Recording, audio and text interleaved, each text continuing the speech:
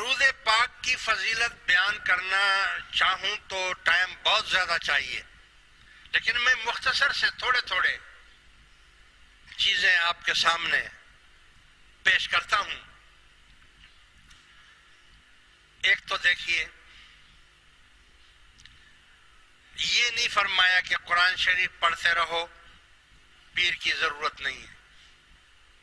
یہ نہیں فرمایا روزے رکھتے رہو، پیر کی ضرورت نہیں ہے، حج کی ضرورت نہیں ہے، فلاں کی ضرورت نہیں ہے، اور یہ مگر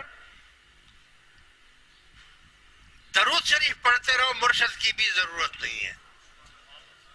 یہ کمال ہوا نا، یہ درود پاک کا یہ کمال ہے۔ یعنی درود شریف ایک ایسی چیز ہے کہ جس کی فضیلت تمام اذکار پر یہ بلندی ہے، ہر ذکر کے اوپر اس کو بلندی ہے۔